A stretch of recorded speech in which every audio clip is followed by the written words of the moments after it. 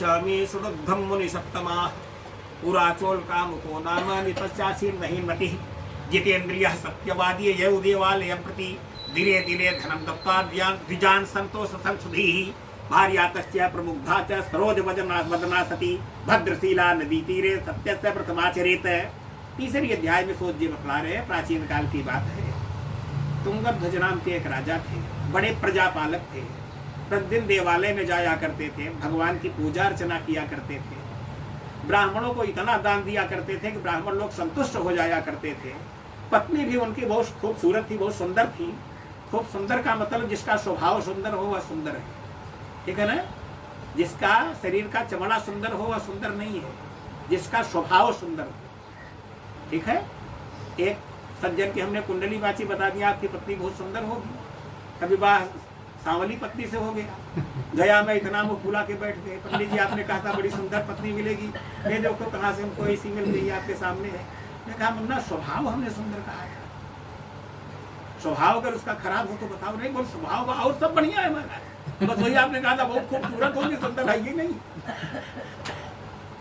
तो कहने का मतलब है उनकी पत्नी भी सुंदर थी, उनका स्वभाव सुंदर था, रात दिन भगवान की सेवा किया करती थी, रात दिन लड्डू गोपाल की सेवा में लगी रहती थी।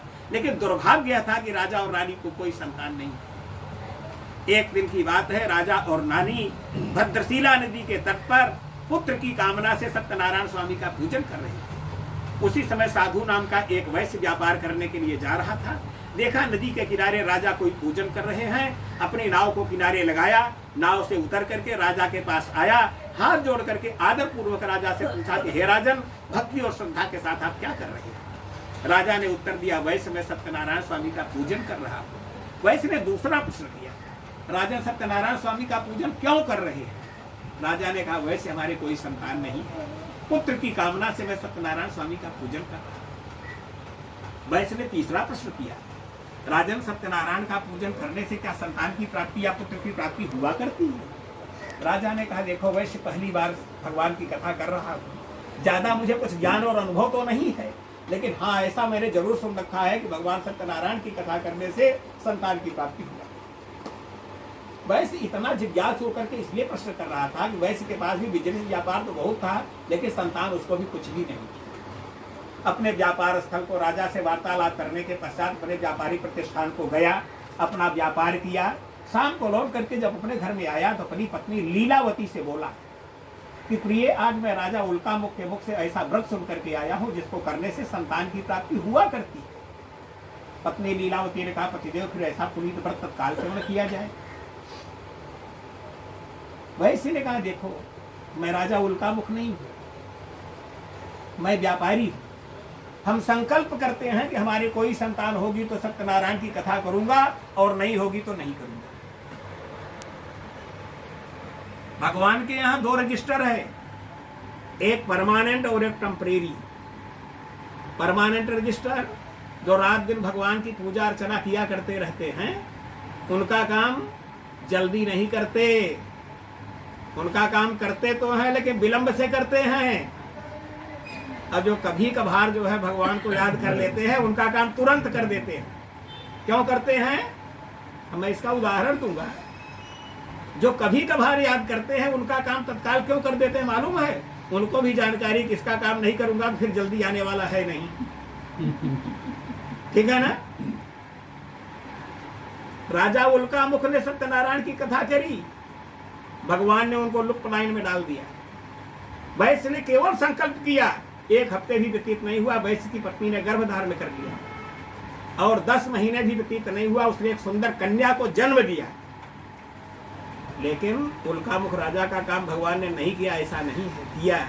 लेकिन 1 वर्ष व्यतीत होने के बाद उनको पुत्र की प्राप्ति हुई, लेकिन इनको 10 ही महीने में हो गई, 2 महीना खास केवल मनौती करे से। तो 10वें मास वही तस्याह कन्या रत्न बजायत है, दिने दिने साब वृद्धे शुक्ल पक्षे यथा शशि नामना कलावती चेत तन्नाम करणम कृतम। तो कह रहे हैं 10वें महीने में जब एक सुंदर कन्या का जन्म हुआ तो वैश्य के घर में बड़ी खुशी हुई और वह कन्या प्रतिदिन एक कला बड़ी हो जाया करती थी, इसलिए नामकरण के समय विद्वानों ने उसका नाम क्या रखा, कलावती। माता का नाम लीलावती तो बेटी का नाम कलावती। जब कलावती के जन्म के सारे संस्कार संपन्न हो गए तो एक दिन वैश्य की पत्नी ने वैश्य से कहा, पतिदेव आपने संकल्प किया था, न करोस कि व्रतम वही पूरा संकल्पितम व्रतम, आपने संकल्प किया था कि हमारे कोई संतान होगी तो सत्यनारायण की कथा करूंगा, क्या आप सत्यनारायण की कथा नहीं करेंगे? वैश्य ने कहा, देखो हमने सत्यनारायण से कोई डेट फिक्स नहीं किया है, जब पुत्री का विवाह करूंगा, विवाह समय तस्या करिष्याम व्रतम प्रिय, जब पुत्री का विवाह होने लगेगा तो उसी समय सत्यनारायण की कथा भी कर डालेंगे। अब अभी तक तो था कि किसी भी संतान का जन्म होगा तब कथा होगी, अब कब होगा? जब विवाह होगा। विवाह कब होगा? आज से 20-25 साल बाद। तब तक हम आप जिंदा रहेंगे क्या? कोई जरूरी है? कुछ नहीं जरूरी है। इसलिए कभी भी शुभ काम को टालना नहीं चाहिए। वैसे ने यहीं पर गलती किया। वैश्य की पुत्री अपनी बाल लीलाओं को संपन्न करके थोड़ी बड़ी हुई, विद्यालय में जाकर के पढ़ने लिखने लगी। पढ़ाई लिखाई पूरी होते होते युवावस्था को प्राप्त हुई और एक दिन विवाह के योग्य भी हो गए। तो विवाह जो है अपने इष्ट मित्रों में, रिश्तेदारों में, कुटुंबी जनों में चर्चा किया जाता है तो बताते हैं कि उनका लड़का है, इस ढंग से तब विवाह होता है, ऐसे नहीं होता। वैसे ने भी अपने इष्ट मित्रों से, अपने कुटुंबी जनों से चर्चा किया। उसके इष्ट मित्रों ने, रिश्तेदारों ने बतलाया कि कांचनपुर नामक नगर में एक सुंदर वैश्य कुमार है, देख लें, अगर बढ़िया जम जाए तो ठीक है, नहीं तो दूसरा बताते हैं। जाकर के देखा, लड़का सुंदर था, पढ़ा लिखा बुद्धिमान था, व्यापार कार्य में निपुण था, चतुर था, और बातचीत किया, बात बन गई। वैसे ने शर्त रखा, हमारी एक ही बेटी है, इसलिए हम घर जमाई बना करके रखेंगे। वो लोग इस पर भी तैयार हो गए। फिर क्या था, बात बन गई और उस वैश्य ने बड़ी विधि विधान के साथ अपनी कलावती कन्या का विवाह उस वैश्य कुमार के साथ संपन्न किया। लेकिन दुर्भाग्य यह था कि विवाह के समय सत्यनारायण की कथा करना न तो याद था और न तो सत्यनारायण की कथा हुई। भगवान सत्यनारायण रुष्ट हो गए। और भगवान जब नाराज होते हैं ना, तो देखते हैं कि अब सीधी उंगली से घी नहीं निकलेगा तो उंगली टेढ़ी करना भी जानते हैं। जब सीधी उंगली से घी नहीं निकलता तो क्या करते हैं? उंगली को टेढ़ी कर देते हैं। भगवान ने कहा इनको समझाना पड़ेगा। एक दिन की बात है, वैश्य ने अपने जमाई को बुला करके कहा, जमाई जी, हमारे व्यापार को आपको देखना चाहिए, क्योंकि मैं बूढ़ा हो रहा हूँ, हमारे व्यापार को देखें। रत्नसारपुर नामक नगर में उनका व्यापार था। रत्नसारपुरे रम्य गत्वा सिंधु समीपतः। तो अपने जमाई को लेकर के रत्नसारपुर नामक नगर में अपने व्यापारिक प्रतिष्ठान को गए, व्यापार उपार किए, रात को लौट करके, शाम को लौट करके आए, खाना वाना खा करके दरवाजे पर खाट लगा करके सो गए। चंद्रकेतु नाम के राजा जो है राज्य करते थे रत्नसारपुर नामक नगर में। उसी दिन राजा के राज खजाने में चोरी हुई। चोर लोग खजाना लूट के भागे। राजा के सिपाहियों ने चोरों का पीछा किया। चोर लोग देखे कि अब तो हम घिर गए हैं चारों तरफ से सिपाहियों से। तो जहां दोनों वैश्य सोए थे वहीं पर राज खजाने का सारा माल फेंक दिया और चोर लोग भी हल्ला करने लगे, पकड़ो चोरों को, पकड़ो चोरों को। राजा के सिपाही लोग दौड़ करके आए, देखे तो दोनों वैश्य गहरी निद्रा में सोए हैं और राज खजाने का सारा माल वहीं पर फेंका पड़ा। तो पुलिस से क्या मतलब है? सत्य से। पुलिस कभी सत्य का साथ नहीं देती, असत्य का नाम ही पुलिस है। उसने क्या काम किया? चोरी का जो राज खजाने का धन था उसको उठा करके बोरी में भरा और सोते हुए दोनों वैश्यों को उठा करके ले गए। प्रातःकाल राजा के सामने पेश किया, हुजूर रात को खजाना लूटने वाले यही दोनों चोर हैं।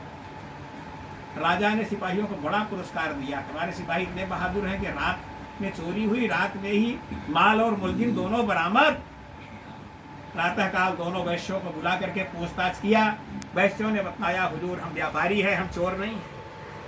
चोरी का नाम हूँ जानत नाही, नहीं हम चोर न चोर के भाई।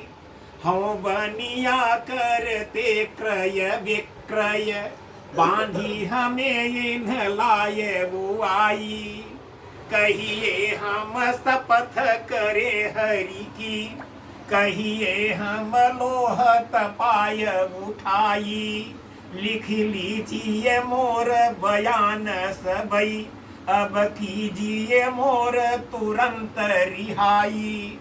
राजा ने कहा, देखो वैश्य, ज्यादा सफाई मत दो, चोरी के मामले में माल ही सबसे बड़ा गवाह होता है। अगर तुमने चोरी नहीं किया तो राज खजाने का माल तुम्हारे पास तक पहुंचा कैसे? और राजधर्म के आधार पर राजा ने दोनों वैश्यों को कठोर कारागार में डाल दिया। सत्यनारायण के श्राप से दोनों वैश्य कहाँ पहुंच गए? बिना चोरी किए हुए कठोर कारागार में पहुंच गए। यहाँ पर वैश्य की पत्नी और पुत्री बड़े आराम से रह रही थी। गांव के टपोरी लोगों से देखा नहीं गया।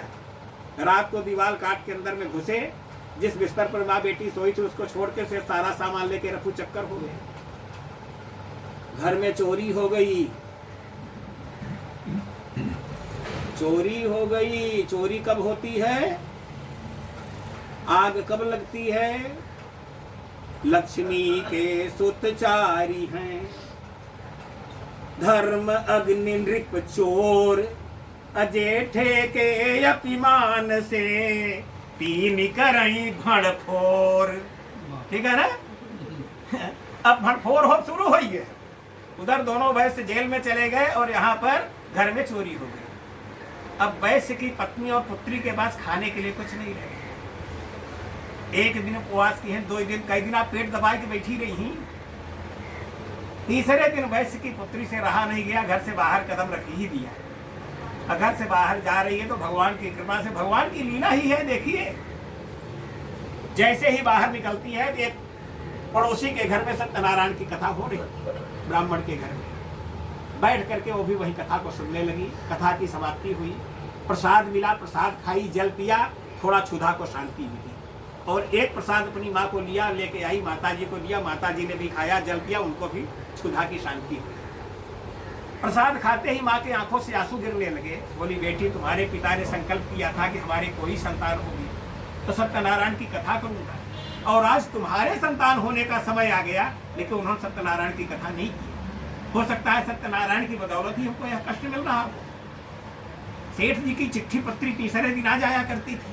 महीनों बीत गए, कोई समाचार नहीं, कहाँ गायब हो गए? अब वो तो राज चंद्रकेतु के जेल खाने में बंद है, कहाँ चिट्ठी आएगी?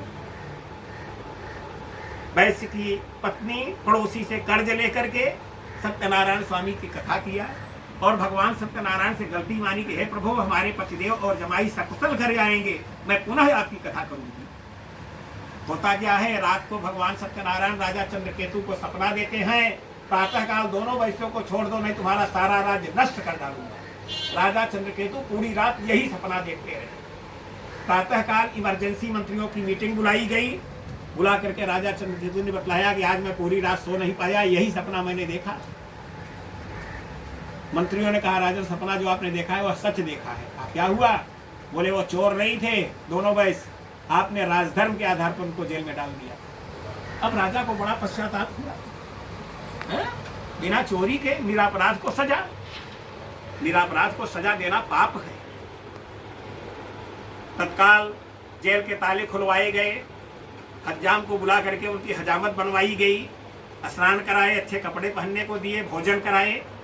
चोरी के समय जो धन बरामद हुआ था वह धन और उतना ही और धन राज खजाने से मिला करके दोनों वैश्यों को उपहार रूप में दिया। बोले, वैश्य, इसमें तुम्हारी गलती नहीं है ना हमारी गलती है, कुछ तुम्हारा पाप है, तुम्हारा प्रायश्चित है, जिसकी वजह से निरापराध तुम्हें सजा मिली। अब तुम अपने नगर को जाओ। राजा की आज्ञा पा करके दोनों वैश्य अपने नगर को चल देते हैं। इति श्री स्कंद पुराणे रेवाखंडे सत्यनारायण तथायाम तृतीय अध्याय। बोलिए प्रेम से सत्यनारायण भगवान की जय। बोल भगवान के चरणों में रखें, शंकर ध्वनि करें।